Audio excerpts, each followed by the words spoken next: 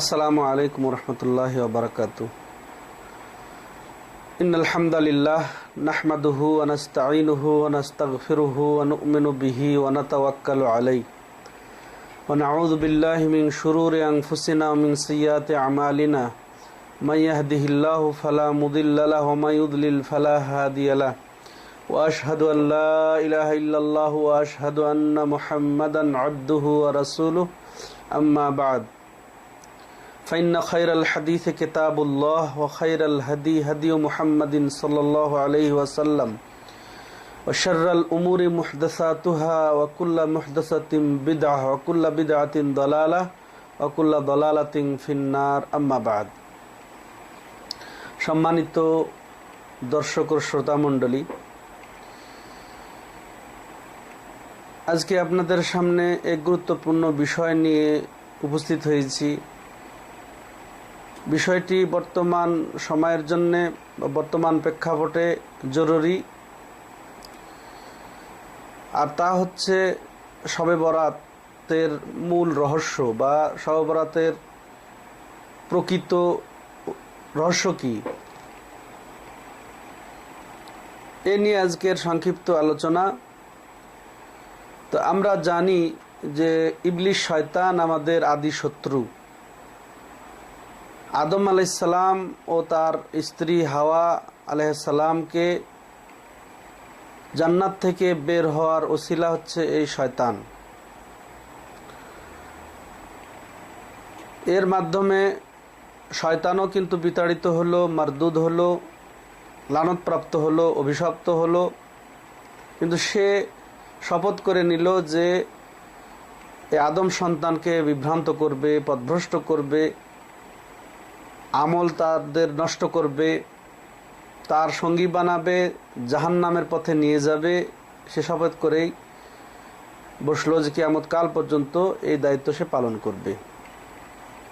তো আল্লাহ রাব্বুল আলামিনও বলেছেন, আমার মমিন বান্দাদেরকে তুমি, যারা আমার প্রকৃত মমিন বান্দা, তাদেরকে তুমি পথভ্রষ্ট করতে পারবে না। কিন্তু সে যেহেতু শপথ করে লেগেছে, শত্রু হিসেবে গণ্য করেছে, আর আল্লাহ বলে দিয়েছেন তার বান্দাদেরকে যে শয়তান তোমাদের প্রকাশ্য শত্রু। তো সাধারণভাবে না পারলেও বিভিন্নভাবে কলা কৌশলে ফুন্দিতে সে মুমিনদেরকে পথভ্রষ্ট করে থাকে, বিপদগ্রস্ত করে থাকে, বা তাদের নেকিগুলাকে নষ্ট করার চেষ্টা করে থাকে। তো এইরকম এক অপচেষ্টা হচ্ছে তাদের মাধ্যমে বেদাত করানোর দ্বারা তাদের আমলগুলাকে নষ্ট করে দেওয়া। তো ইসলামী শরীয়তে সুন্নাতের সাথে বেদাত কথাটা আমরা শুনে থাকি। সুন্নতের স্থান উচ্চ, তো সুন্নতের পরিপন্থী বিষয় হচ্ছে বেদাত। যে বিষয়ের দলিল আছে কোরআন এবং বিশুদ্ধ হাদিসে, তা হচ্ছে সুন্নাত। আর যার দলিল নেই অথচ ইসলামের নীতি মনে করে করা, শরীয়ত মনে করে করা, সওয়াবের আশায় করা, নেকির আশায় করা, ইবাদত মনে করে করা, ফজিলত আছে, করলে সওয়াব আছে, এরকম মনে করে করা, এটাই হচ্ছে বেদাত। তো এরকম নানা বেদাত প্রচলন রয়েছে আমাদের ইসলামী সমাজে।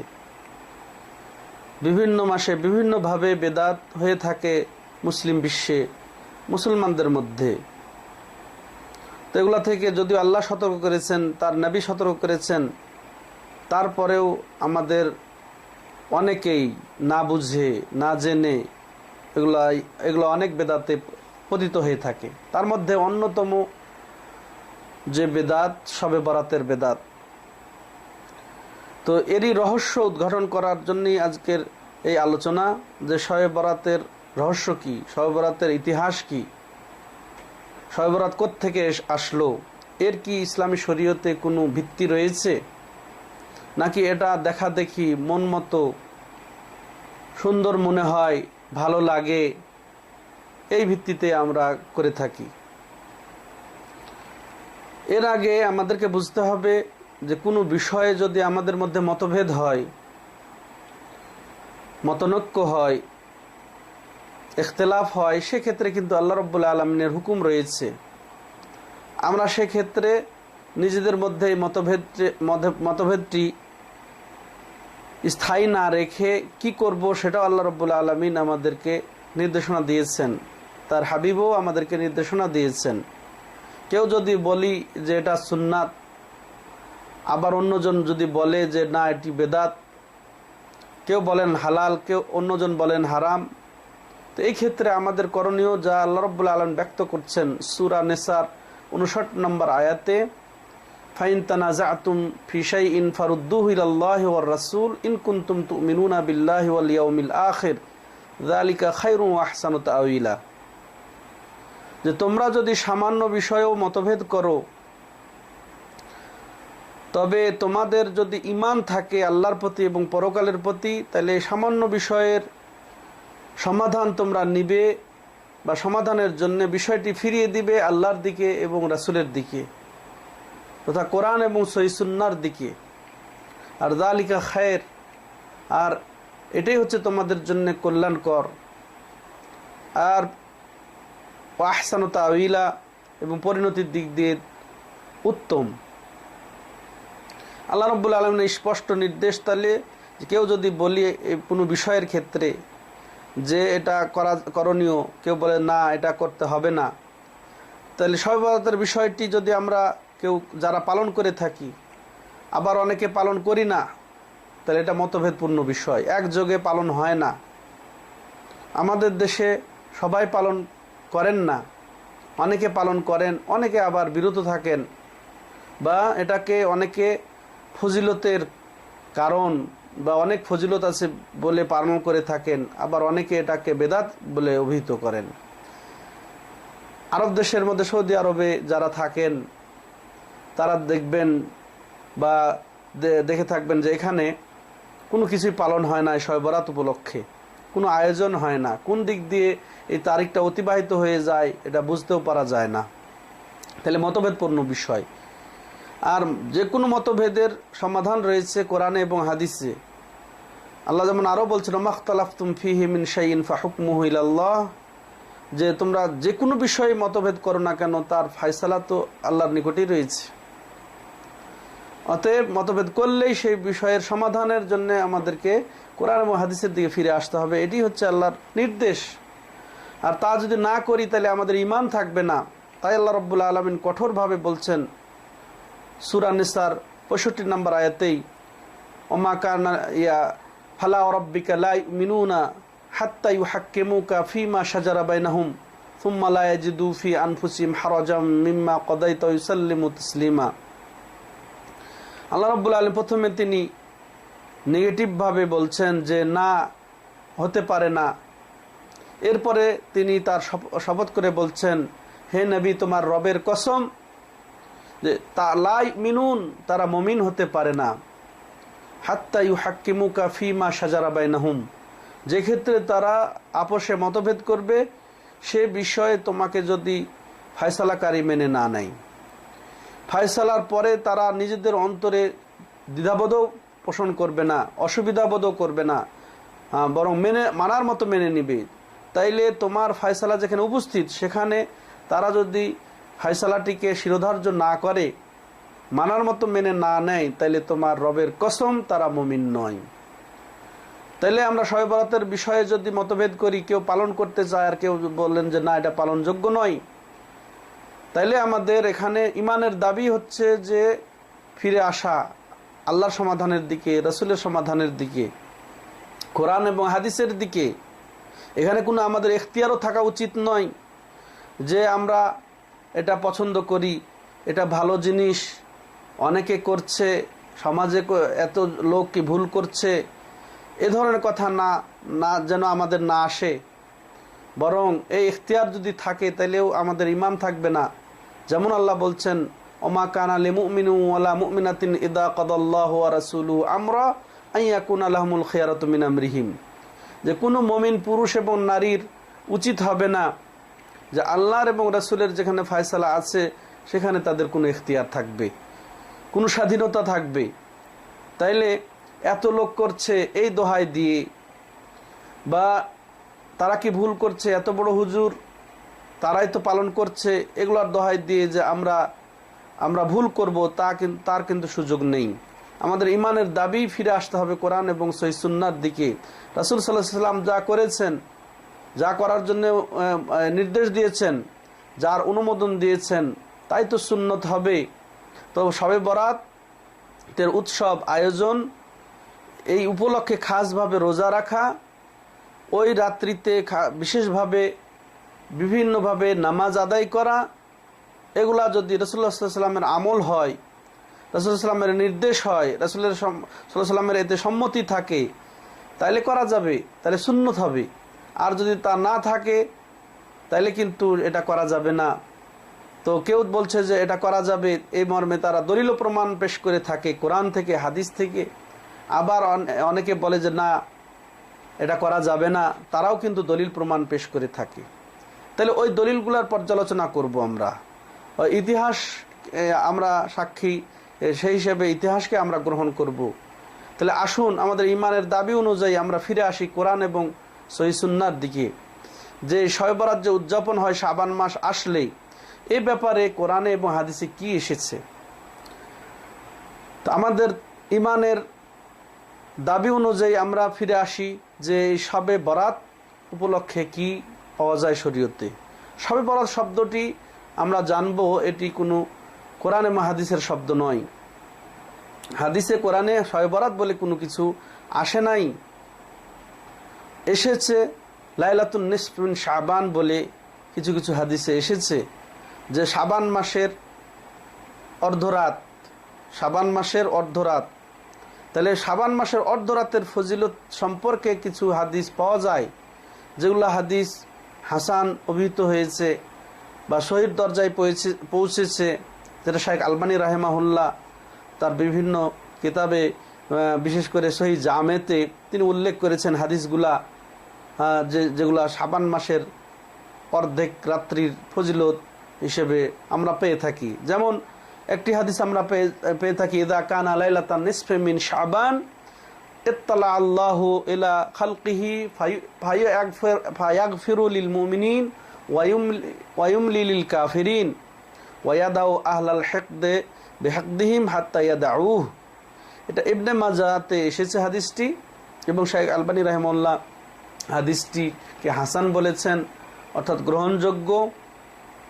তো এই একটি হাদিস, যে এখানে আল্লাহ রাসূলুল্লাহ সাল্লাম বলছেন যে যখন নিসফ শাবান আসলো, অর্থাৎ শাবান মাসের আধা দিন আসে, তখন আল্লাহ রাব্বুল আলামিন তার সৃষ্টির দিকে তাকান, দৃষ্টিপাত করেন।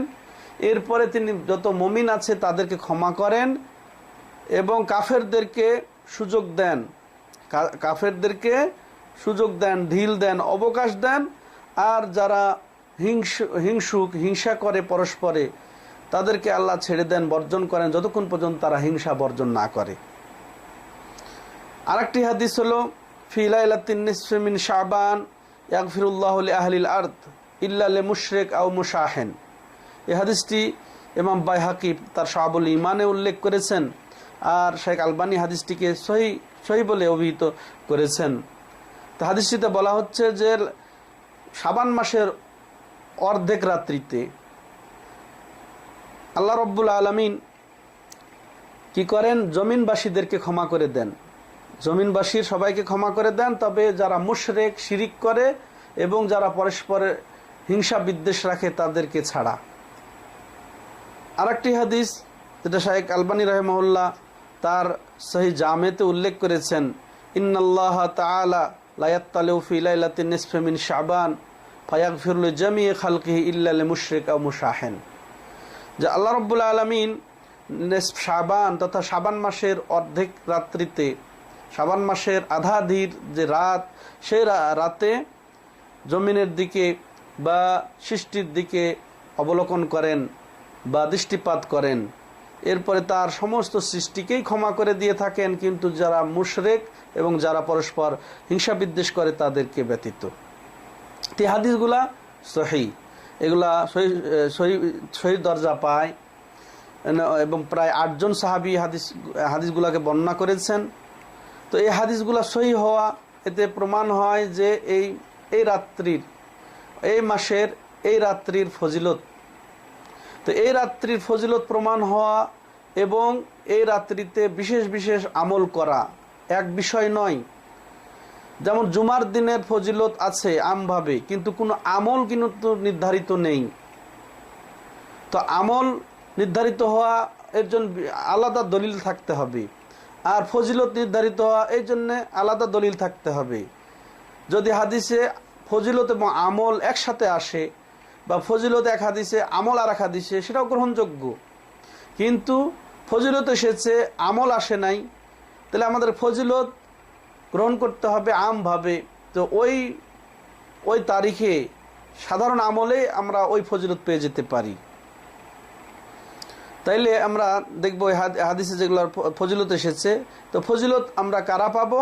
যারা নিয়মিত ঠিক ইবাদত বান্দেগী করে থাকি সব সময়ের জন্য, 5 ওয়াক্ত নামাজ, এর সাথে এই যে সুন্নতে মুআক্কাদাগুলার হেফাজত, তাহাজ্জুদ পড়া, তারপরে যারা আইয়ামে বীজের রোজা রাখি প্রতি চন্দ্র মাসের 13, 14, 15 তারিখ যারা আমরা রেখে থাকি, বা সাধারণ দোয়া জিকিরে যারা লিপ্ত থাকি, তারা এই তারিখের সব পাবো। কিন্তু যদি খাস করে ওই তারিখকে রোজা রাখা এবং খাস করে ওই তারিখের রাত্রে কোনো আয়োজন করা, উৎসব করা, কোনো ইবাদত বান্দেগীতে লিপ্ত হওয়া, এর জন্য খাস দলিল লাগবে। তো তাইলে আমরা পাচ্ছি সহিহ হাদিসে এই হচ্ছে ফজিলত। তারপরেও কিন্তু এই শাবান মাসের ব্যাপারে আরও কিছু হাদিস আছে, যেটা সহিহ হাদিস, যে নবী সাল্লাল্লাহু আলাইহি সাল্লাম শাবান মাস আসলে কি করতেন। এটা আমভাবে পুরা শাবান মাসের ফজিলত, ওটা খাসভাবে শাবান মাসের অর্ধেক রাত্রির ফজিলত সম্পর্কে 3টি হাদিস আপনাদের সামনে উপস্থাপন করা হলো, যেটা শুধু শাবান মাসের ফজিলত, শাবান মাসের অর্ধরাত্রির শাবানের ফজিলতই পাওয়া যায়, কিন্তু ওখানে শবে বরাত কিন্তু উল্লেখ হয় নাই, যেটা আমাদের সমাজে প্রচলন আছে। শবে বরাত শব্দটাই বিভ্রান্তিকর। শবে বরাত আরবি শব্দ নয়, যদি বারা যদি আরবিতে ধরা হয় তাহলে এটা মুক্তি ঘোষণা, সম্পর্কহীনতা বোঝায়। আর যদি অনেকে বলে থাকে শবে বরাত মানে ভাগ্য রজনী, ভাগ্যের রাত, ভাগ্য নিরূপণের রাত, তবে কিন্তু এই মর্মে কোনো হাদিস, সহিহ হাদিস আসে নাই, বা কোরআন আয়াত আসে নাই। তো লাইলাতুন নিসফ মিন শাবান এসেছে, যার খাস ফজিলত আমরা শুনলাম। এখন আমভাবে শাবান মাসের ফজিলত আছে কিনা বা কোন করণীয় আছে কিনা সে সম্পর্কে আমরা শুনবো। তো শাবান মাসে নবী সাল্লাল্লাহু আলাইহি ওয়াসাল্লাম আসলে করতেন কি, সেটাও আমরা জানবো। যেমন উসামা বিন যায়েদ রাদিয়াল্লাহু তাআলা আনহু থেকে বর্ণিত, তিনি বলেন, কুলতু ইয়া রাসূলুল্লাহ, আমি বললাম হে আল্লাহর রাসূল, আপনাকে আমি শাবান মাস ছাড়া অন্য কোনো মাসে এত রোজা রাখতে দেখি না। যে কি ব্যাপার, আপনি এই মাসে, অনেক মাসের মধ্যে এই মাসে আপনি কেন এত রোজা রাখেন? রাসূলুল্লাহ সাল্লাল্লাহু আলাইহি ওয়াসাল্লাম বললেন, যাকা শাহর, এটা এমন একটা মাস যাতে মানুষ যে সম্পর্কে উদাসীন, গাফেল, অলস, বেখবর, অথচ আল্লাহ রাব্বুল আলামিন, আর এই মাসটি হচ্ছে রজব এবং রমজানের মাঝের মাস, অর্থাৎ শাবান মাস।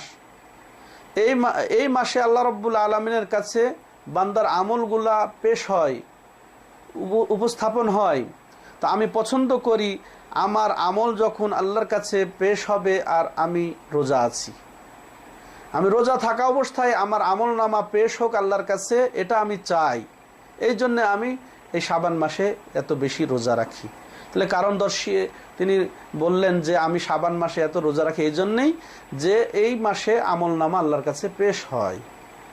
তাহলে রোজা রাখা অবস্থায় যদি আমল নামা পেশ হয়, তাহলে এটা বোঝা যাচ্ছে রাসূলুল্লাহ সাল্লাল্লাহু আলাইহি ওয়াসাল্লাম এটাই বুঝিয়েছেন যে রোজা অবস্থায় আমার আমল নামা পেশ হলে আমার প্রতি আল্লাহর স্পেশাল দয়া থাকবে। তো এটা উম্মতের জন্য শিক্ষা যে আমরা যদি রোজা থাকি, এমতো অবস্থায় আল্লাহর কাছে আমাদের হিসাবের জন্যে আমল নামা যদি যায়, তা আল্লাহ রাব্বুল আলামিন কড়া ভূমিকা নেবেন না বা কড়াকড়ি করবেন না, নমনীয় হবেন যে আমার বান্দা রোজা আছে আর তার আমল নামা আমার কাছে পৌঁছছে। তো এই কারণে আমরা কি করতে পারি, রাসূলুল্লাহ সাল্লাল্লাহু আলাইহি ওয়াসাল্লামের এই সুন্নতকে আমরা রেখে আমরা রোজা রাখতে পারি শাবান মাসে। তেমনিভাবে এই হাদিসটি আছে নাসাই শরীফে, যেটা শায়খ আলবানী রাহিমাহুল্লাহ তার সহিহ তারগিব এবং তারহিবে উল্লেখ করেছেন, সহিহ হিসেবে। আরেকটি হাদিসে মর্মে বলবো যে করণীয় হিসেবে নবী সাল্লাল্লাহু আলাইহি ওয়াসাল্লাম কি করতেন। তা আয়েশা রাদিয়াল্লাহু আনহা বর্ণনা করছেন যে লাম ইয়াকুনিন নবী সাল্লাল্লাহু আলাইহি সাল্লাম ইয়াসুমু শাহরান আকসারা মিন শাবান ওয়া কানা ইয়াসুমু শাবান কুল্লাহ, রাহুল বুখারী। তিনি বলছেন যে নবী সাল্লাল্লাহু আলাইহি ওয়াসাল্লাম শাবান মাস অপেক্ষা কোনো মাসে এত বেশি রোজা রাখতেন না। অর্থাৎ রমজান তো পূর্ণ মাসই রোজা রাখা বিধিবদ্ধ, কিন্তু এই রমজান মাস বাদ দিয়ে 11 মাসের মধ্যে সবচেয়ে বেশি যে মাসে নবী সাল্লাল্লাহু আলাইহি ওয়াসাল্লাম রোজা রাখতেন তা হচ্ছে শাবান। শাবান মাসের মতো এত বেশি নবী সাল্লাল্লাহু আলাইহি ওয়াসাল্লাম কোনো মাসে রোজা রাখতেন না, এবং তিনি বলছেন তিনি যেন শাবান মাস পুরাটাই রোজা রেখে ফেলতেন। কেন ওর আরও বর্ণনা যেগুলো আছে তাতে বোঝা যায় যে শাবান মাসের অধিকাংশ তিনি রোজা রাখতেন। তো বিশেষ করে শাবান মাসের অর্ধাংশে বেশি বেশি রোজা রাখাটাই হচ্ছে সুন্নাত বিভিন্ন হাদিসের ভিত্তিতে।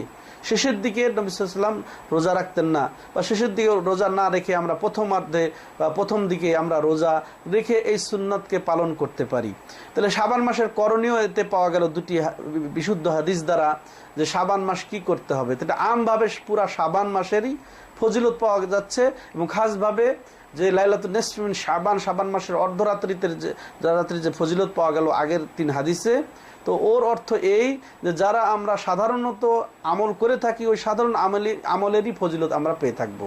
আর খাস আমল আমরা শাবান মাসে সাধারণভাবেই রোজা রেখে আমরা করতে পারবো।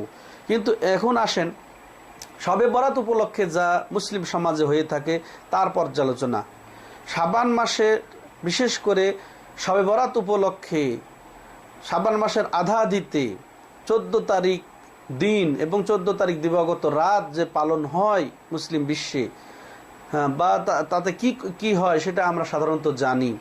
তাতে অনেকে 100 রাকাত নামাজ পড়ে বিভিন্ন কায়দায় বিভিন্ন পদ্ধতিতে, অনেকে 6 রাকাত নামাজ পড়ে বিভিন্ন নিয়তে, বিভিন্ন ফজিলত জেনে ফজিলত মনে করে, সালাতুর রাগায়েব নামে, তারপরে সালাতে আলফিয়া নামে বিভিন্নভাবে নামাজ পড়ে, সালাতুল বারাত নামে সূরা ইয়াসিন তেলাওয়াত করা হয়। এগুলা হয়ে থাকে কিছু দুর্বল হাদিসের ভিত্তিতে। আর সেই দুর্বল হাদিসগুলা কি তার 2-1টি নমুনা আপনাদের কাছে পেশ করলে স্পষ্ট হয়ে যাবে।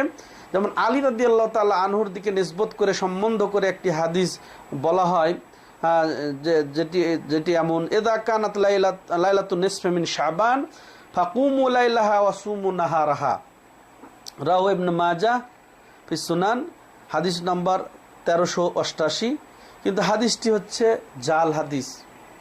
হাদিসটি মুহাদ্দিসিনে কেরাম, আইম্মাই কেরাম এটা তাহকিক করে গবেষণা করে হাদিসটিকে এটা হাদিস হিসেবে পান নাই, বরং এটা নবী সাল্লাল্লাহু আলাইহি ওয়াসাল্লামের দিকে এটা সম্পর্ক করা হয়েছে মিথ্যাভাবে, যেটা আলী রাদিয়াল্লাহু তাআলা আনহুর বর্ণনা বলে চালিয়ে দেওয়া হয়েছে। অতএব এটা এই মিথ্যা হাদিস দিয়ে কোনো, তো মিথ্যা হাদিস কেন, দুর্বল হাদিস দিয়ে আকীদা আমল প্রমাণ হয় না বা আমল করা যায় না, আর মিথ্যা হাদিস দিয়ে তো দূরের কথা। তার মানে আরেকটি হাদিস প্রচলন আছে, এবং যারা এই শবে বরাতের আমল প্রমাণ করতে চায় আরেকটি হাদিস পেশ করে, সেটা দুর্বল হাদিস, যে ইন্নাল্লাহ তাআলা ইয়ানজিলু লাইলাতান নিসফি মিন শাবান ইলা সামাইদ দুনিয়া ফায়াগফিরু লিআকসারি মিন আদাদে গানামে বানি কালব। এটা ইবনে মাজার হাদিস, কিন্তু হাদিসটি অত্যন্ত দুর্বল, যা আমলযোগ্য নয়। তো উসুলবিদগণ অর্থাৎ মুহাদ্দিসিনে কেরাম, হাদিস শাস্ত্রবিদগণ একমত যে দুর্বল হাদিস দ্বারা ইবাদত এবং আকীদা সাব্যস্ত হতে পারে না।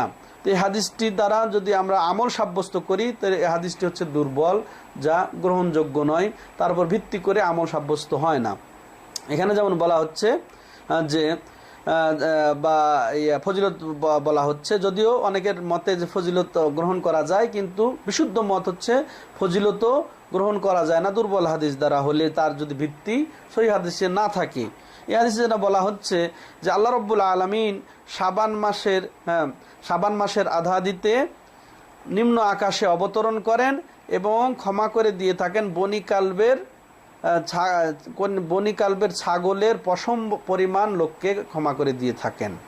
হাদিসটি আসলে দুর্বল হাদিস, এই জন্য গ্রহণযোগ্য নয়। তাহলে এই সব হাদিসের ভিত্তিতে অনেকে শবে বরাতের আমল প্রমাণ করতে চায় বা প্রকাশ করতে চায়, যা মূলত আসলে সঠিক হাদিসে প্রমাণিত নয়। আরও এই শবে বরাত পালন করে যারা, তারা বলতে চায় বিভিন্নভাবে প্রমাণ করতে অপচেষ্টা করে যে এই শবে বরাত হচ্ছে কোরআন নাজিলের রাত, শবে বরাত হচ্ছে ভাগ্য রজনী, শবে বরাত হচ্ছে এখানে ভাগ্য বন্টন হয় এবং এটা বরকতময় রজনী, ভাগ্য রজনী, বরকতময় রজনী এবং শবে বরাত হচ্ছে কোরআন নাজিলের রজনী। এটা প্রমাণ করার জন্য তারা বিভিন্নভাবে বিভিন্ন দলিল পেশ করেন। যেমন সূরা দুখানের শুরু থেকে তারা আয়াত পেশ করে থাকেন যে আল্লাহ রাব্বুল আলামিন বলছেন সূরা দুখানের শুরুতে, হামিম ওয়াল কিতাবিল মুবিন ইন্না আনজালনাহু ফি লাইলাতিন মুবারাকা ইন্না কুন্না মুনজিরিন ফিহা ইফরাকু কুল্লু আমরিন হাকিম। এই আয়াতে আল্লাহ রাব্বুল আলামিন বলেছেন, প্রথমে তিনি হরফে মুকাত্তাআত পেশ করার পরে বলছেন ওয়াল কিতাবিল মুবিন, শপথ হচ্ছে সেই স্পষ্ট গ্রন্থ আল কোরআনের। এরপরে আবার আল্লাহ বলছেন ইন্না আনজালনাহু ফি লাইলাতিন মুবারাকা, নিশ্চয় এই গ্রন্থকে, এই কোরআনকে আমি অবতীর্ণ করেছি বরকতময় রাতে, বরকতময় রজনীতে। তো এই বরকতময় রজনীর কথা উল্লেখ করেছেন আল্লাহ রাব্বুল আলামিন। এই ক্ষেত্রে আমভাবে, ব্যাপকভাবে, সাধারণভাবে কোনো নির্ধারণ করেন না এই বরকতময় রজনী বলতে কি বোঝায় বা এই রাত্রি কোনটি। এরপরে ইন্না কুন্না মুনজিরিন বলার পরে আল্লাহ বলছেন ফিহা ইফরাকু কুল্লু আমরিন হাকিম, যে রাত্রিতে বন্টন হয় মহান মহান কর্মকাণ্ড, বিজ্ঞানময় কর্মকাণ্ড। তাহলে ভাগ্য রজনী পাওয়া যাচ্ছে এই আয়াতে, তাহলে বরকতময় রাত পাওয়া যাচ্ছে এবং কোরআন নাজিল হয়েছে এই রাতে, তাও পাওয়া যাচ্ছে। তো এই কোরআন নাজিলের রাত, ভাগ্যের রাত, বরকতের রাত, এটা আবার এক শ্রেণীর উলামায়ে কেরাম এটা দলিল হিসেবে নিয়েছেন, এটা শবে বরাত, এটাই হচ্ছে ভাগ্যের রাত, এই রাতই কোরআন নাজিল হয়েছে, এই রাতই হচ্ছে বরকতময় রাত, বরকতময় রজনী। দেখেন আমভাবে যেহেতু আছে এই সুযোগটা তারা পেয়েছেন হিসেবে তারা দলিল হিসেবে শবে বরাতকে উপস্থাপন করছেন। আর যেটা বলা হলো একটা জাল হাদিস আর একটা দুর্বল হাদিস, এগুলো হাদিসকে উপস্থাপন করে তার আমল প্রমাণ করতে থাকেন এবং তার ফজিলত প্রমাণ করতে থাকেন। এখন আসেন, আসলে ভাগ্য রজনী কোনটি বা বরকতময় রাত কোনটি, কোরআন নাজিলের রাত কোনটি? আমরা কোরআনেই যদি আমরা ফিরে যাই ইমানের দাবি অনুযায়ী আমরা সমাধানের জন্য, তো কোরআনে আমরা যা পাবো, আল্লাহ রাব্বুল আলামিন কোরআনে সূরা বাকারার 85 নম্বর আয়াতেই স্পষ্ট করে বলে দিয়েছেন, শাহরু রমাদান আল্লাযী উনজিলা ফীহিল কোরআন, যে রমজান মাস যাতে অবতীর্ণ করা হয়েছে কোরআন, স্পষ্ট, এর চেয়ে আর স্পষ্ট কিছু থাকতে পারে না। তাহলে শাবান মাসে নয়, বরং আল্লাহ স্পষ্ট করে দিলেন সূরা বাকারার 85 নম্বর আয়াতে যে রমজান মাস যাতে অবতীর্ণ করা হয়েছে কোরআন। তাহলে আমরা মাস পেয়ে গেলাম, তখন আমরা রাত পাচ্ছি না, তাই তো? রাত না এখানেও রাত নাই, রাতের কথা উল্লেখ নাই, নির্ধারণ নাই, সূরা দুখানের শুরুতেও নির্ধারিত নাই, যার কারণে আমরা হয়তো ভেবেছিলাম যে এটা হয়তো শবে বরাতের রাত। কিন্তু রাতও তো উল্লেখ হয়ে গেছে। আল্লাহ রাব্বুল আলামিন এই রাতের উপর ভিত্তি করেই একটা সূরা অবতীর্ণ করেছেন। কোন রাতে আল্লাহ রাব্বুল আলামিন কোরআন নাজিল করেছেন? যেমন আল্লাহ রাব্বুল আলামিন সূরাতুল কদর নাজিল করেছেন, একটা ওই নামে সূরা, পুরা সূরাই তিনি অবতীর্ণ করেছেন। বিসমিল্লাহির রহমানির রহিম, ইন্না আনজালনাহু ফি লাইলাতিল কদর ওয়া মা আদরাকা মা লাইলাতুল কদর লাইলাতুল কদরি খায়রুম মিন আলফি শাহর। এটা পুরা সূরা শেষ পর্যন্ত এই মর্মেই যে আল্লাহ বলছেন যে নিশ্চয়ই আমি এই কোরআনকে অবতীর্ণ করেছি লাইলাতুল কদরে, শবে কদর। তাহলে শবে বরাত নয়, শবে বরাত নয়, আল্লাহ বললেন লাইলাতুল কদর তথা শবে কদরে। ওহে নবী, আপনি কি জানেন এই লাইলাতুল কদর কি? তাহলে এর গুরুত্ব কত, এর ফজিলত কত, এর গুরুত্ব বোঝানোর জন্য আল্লাহ নিজেই প্রশ্ন করে উত্তর দিচ্ছেন যে নিশ্চয়ই লাইলাতুল কদর হচ্ছে হাজারো মাস অপেক্ষা উত্তম। তাহলে সেটা লাইলাতুল কদর আসলো ভাইরা। তাহলে কোরআন নাজিলের রাত হচ্ছে লাইলাতুল কদর, আর সেটা কি রমজান মাস, যেটা সাধারণত আমরা এটা পালন করে থাকি। এটা পালনের জন্য নবী সাল্লাল্লাহু আলাইহি ওয়াসাল্লাম উৎসাহিত করেছেন, তার উম্মতকে, নিজে পালন করতেন, তার পরিবারকে পালন করাতেন, উৎসাহিত করতেন এবং তার ফজিলত বর্ণনা করেছেন। তাহলে এটা হচ্ছে শবে কদর, এটা শবে বরাত নয়। তাহলে শবে কদরই হচ্ছে কোরআন নাজিলের রাত, শবে কদরই হচ্ছে তাহলে সূরা দুখানের মর্ম হচ্ছে এই লাইলাতুল কদরের। সূরা দুখানে যে কথা বলা হয়েছে যে নিশ্চয় আমি এই কোরআনকে অবতীর্ণ করেছি বরকতময় রাত, বরকতময় হচ্ছে সবে কদর, লাইলাতুল কদর। ওখানে যে বলা হচ্ছে যে এই রাত্রিতে মহান মহান কর্মকাণ্ডগুলাকে বন্টন করা হয়, নিরূপণ করা হয়, তা হচ্ছে সেই বরকতের রাত বলতে এই সবে কদর, যেটা কোরআন নাজিলের রাত। তাইলে সবে কদর হচ্ছে কোরআন নাজিলের রাত, সবে কদর হচ্ছে ভাগ্যের রাত, সবে কদর হচ্ছে বরকতের রাত, সবে বরাত নয়। তাহলে আমাদের আশা করি এই অকাট্য দলিলের মাধ্যমে ভ্রান্তি অপসরণ হবে, বিভ্রান্তি দূর হবে। অতএব যেটা বলেছিলাম ভূমিকাতে, আমাদের যদি আল্লাহর প্রতি পরকালের প্রতি ঈমান থাকে তাহলে আমরা সমাধান নেব কোরআন এবং সহিহ হাদিস থেকে। তো কোরআনে যা পাওয়া যাচ্ছে এই মর্মে, অর্থাৎ আলোচ্য বিষয়ের এই মর্মে, শবে বরাত যেটা আমরা বলি ভাগ্যের রাত, কোরআন নাজিলের রাত, বরকতের রাত, তাহলে সেগুলো সব কিছু পাওয়া যাচ্ছে সবে কদরে, সবে বরাতে নয়। যেটা আমরা ভুল করে উপস্থাপন করি বিভ্রান্তি ছড়িয়ে যে দুখানের আয়াত দিয়ে, সেটাও কিন্তু তার অর্থ হচ্ছে লাইলাতুল কদর, সবে বরাত নয়। তাহলে ইমানের দাবি অনুযায়ী তাহলে আমরা সমাধান পেয়ে যাচ্ছি যে এটা সবে বরাত নয়, সবে কদর। অতএব ভাইরা আসুন আমরা শেষ যেটা পয়েন্টে আলোচনা করব যে এই সবে বরাত আসলো কোত্থেকে। নবী সাল্লাল্লাহু আলাইহি সাল্লাম সবে বরাত উদযাপন করেন নাই। লাইলাতুন নিসফ মিন শাবান যেটা হাদিসে এসেছে, এই মর্মেও তিনি খাস করে কোনো ইবাদত করেন নাই, নির্ধারিত কোনো ইবাদত করেন নাই, কোনো আয়োজন উৎসবও করেন নাই, যার জন্য সাহাবায়ে কেরামও কেউ করেন নাই। তাহলে এটা উদযাপন করা কি? এটা বেদাত। এটা উদযাপন করা এটা বেদাতের অন্তর্ভুক্ত। কেন বেদাত? যে নবী সাল্লাল্লাহু আলাইহি সাল্লাম করেন নাই, সাহাবায়ে কেরাম করেন নাই, এই জন্য দলিল নেই। দলিল না থাকার কারণে এই নির্ধারিতভাবে কেউ যদি এটা পালন করে থাকে, আয়োজন করে থাকে, তাহলে তারা বেদাত করবে। তাই এই আমল বা এই সবে বরাত উপলক্ষে কোনো নির্ধারিত আমল কিন্তু নবীর যুগে ছিল না। এটা শুরু হলো কখন? যেটা ঐতিহাসিকগণ উল্লেখ করেছেন, ইমাম মাকদিসি, ফিলিস্তিনের অধিবাসী, তিনি বলছেন যে এটা 448 হিজরিতে সর্বপ্রথম ফিলিস্তিন, শাম, সিরিয়া এলাকার নাবলুস শহরের একজন অধিবাসী, সে ফিলিস্তিনে এসে অর্থাৎ বাইতুল মুকাদ্দাসে এসে যে পরিচিত ছিল ইবনে আবি হুমায়রা নামে, এসে বাইতুল মুকাদ্দাসে সে সুললিত কণ্ঠে, তার কণ্ঠস্বর ভালো ছিল, ভালো কণ্ঠ নিয়ে, সুমধুর কণ্ঠ নিয়ে সে ওই শবে বরাত নামে নামাজ শুরু করে দেয়। এরপরে তার ইক্তেদা করে, তার অনুসরণ করে একজন, এরপরে দেখা যায় আরেকজন। এই করতে করতে যখন এই নামাজ শেষ করে তখন সে ঘুরে দেখে যে এক বড় জামাত শুরু হয়ে গেছে। তার ভালো লাগলো, অন্যকেও ভালো লাগলো, এই ভালো লাগাকে কেন্দ্র করে এই শুরু হয়ে গেল এই নামাজ। এর মাধ্যমে শুরু হয়ে যাচ্ছে এই পালন। এখন ওটা আরও বিভিন্ন আকৃতিতে ছড়িয়ে পড়েছে, বিভিন্ন রূপে ছড়িয়ে পড়েছে, যেটা আমরা বর্তমানে বিভিন্ন চ্যানেলের মাধ্যমে, বিভিন্ন মিডিয়ার মাধ্যমে শুনছি, দেখছি। এটা তাহলে ইতিপূর্বে এটা ছিল না, এটাই হচ্ছে স্বতঃসিদ্ধ কথা। এটা পরবর্তীতে আবিষ্কার হয়েছে, এটাই হচ্ছে স্পষ্ট কথা। তো এখান থেকে আমরা সতর্ক হই যেন যে এটা আসলে মূলত কোনো হাদিসে ছিল না, সহিহ হাদিসে নেই, এবং কোন গ্রহণযোগ্য হাদিসে নেই যার উপর ভিত্তি করে আমরা এটাকে পালন করব। তো আসুন ভাইরা, সময় আর ক্ষেপণ না করে আমরা সিদ্ধান্তে আসি কোরআন এবং সহিহ হাদিসের ভিত্তিতে। যেহেতু আল্লাহ রাব্বুল আলামিন সেদিকে আমাদেরকে প্রত্যাবর্তন করার জন্য নির্দেশ দিয়েছেন, রাসূলুল্লাহ সাল্লাল্লাহু আলাইহি সাল্লাম আমাদেরকে বলেছেন, তারাকতু ফীকুম আমরাইন লান তাদিল্লু মা তামাসসাকতুম বিহিমা কিতাবুল্লাহি ওয়া সুন্নতি, তোমাদের মাঝে দুটি জিনিসই রেখে গেলাম, যতদিন পর্যন্ত তোমরা এই দুটি জিনিসকে মজবুতভাবে আঁকড়ে ধরে থাকবে ততদিন পর্যন্ত তোমরা কখনো পথভ্রষ্ট হবে না। অতএব আমরা যদি কোরআন এবং সহিহ সুন্নাহকে সমাধানের জন্য আঁকড়ে ধরি তাহলে আমরা কখনো পথভ্রষ্ট হব না।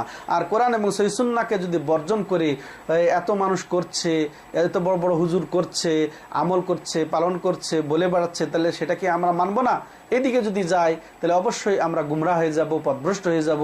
যেমন আল্লাহ রাব্বুল আলামিন বলছেন, আইন তুতি আকসারা মান ফিল আরদি ইউদিল্লুকা আন সাবিলিল্লাহ, যদি তুমি হে নবী অধিকাংশ লোকের অনুসরণ করতে যাও তাহলে অবশ্যই তোমাকে আল্লাহর রাস্তা থেকে বিচ্ছিন্ন করে ফেলবে, পথভ্রষ্ট করে ফেলবে। তা আসুন আমরা বিভ্রান্ত না হয়ে, বিভ্রান্ত না ছড়িয়ে কোরআন এবং সহিহ সুন্নাহর ফয়সালাই গ্রহণ করি আমাদের ইমানের দাবি অনুযায়ী। তাহলে আমরা পাবো যে শবে বরাত উপলক্ষে কোনো কিছু বিশেষভাবে আয়োজন করা, অর্থাৎ ওই যে 14 তারিখে বিশেষভাবে রোজা রাখা আর ওই তারিখ দিবাগত রাত্রে বিশেষভাবে ইবাদত বান্দেগিতে লিপ্ত থাকা, এটা কোনো সহিহ হাদিসে প্রমাণিত নয়। বরং কিছু থাকলেও তা জাল এবং জয়ীফ হাদিস নির্ভর, যার উপর সাব্যস্ত করে আমাদের কোনো আমল করা উচিত হবে না। বরং আমরা যদি সুন্নতের উপর আমল করতে চাই তাইলে আমরা শাবান মাসে বেশি বেশি রোজা রেখে এই সুন্নতের আমল করব। এছাড়া খাসভাবে কোনো দিন রোজা রেখে বা খাসভাবে কোনো দিন বিশেষ ইবাদত আয়োজন করে আমরা যদি এটা পালন করতে যাই তা হবে বেদাত। আল্লাহ রাব্বুল আলামিন সঠিক বুঝ আমাদেরকে দান করেন এবং সঠিক আমলের উপরে সুপ্রতিষ্ঠিত রাখেন, সঠিক শিক্ষা আল্লাহ রাব্বুল আলামিন গ্রহণ করার তৌফিক দান করেন, সঠিক আকীদা আমলের উপরে সুপ্রতিষ্ঠিত থাকার তৌফিক দান করেন। আল্লাহ আমাদের বুঝে না বুঝে, জেনে না জেনে, প্রকাশ্যে অপ্রকাশ্যে, ছোট বড় যা গুনাহ খাতা হয়েছে আল্লাহ যেন ক্ষমা করে দেন। আকুলু কাউলি হাদা আস্তাগফিরুল্লাহ লি ওয়া লাকুম ওয়া লিসাইরিল মুসলিমিন ওয়া সাল্লাল্লাহু আলা নবিয়িনা মুহাম্মদ ওয়া আলা আলিহি ওয়া সাহবিহি আজমাইন।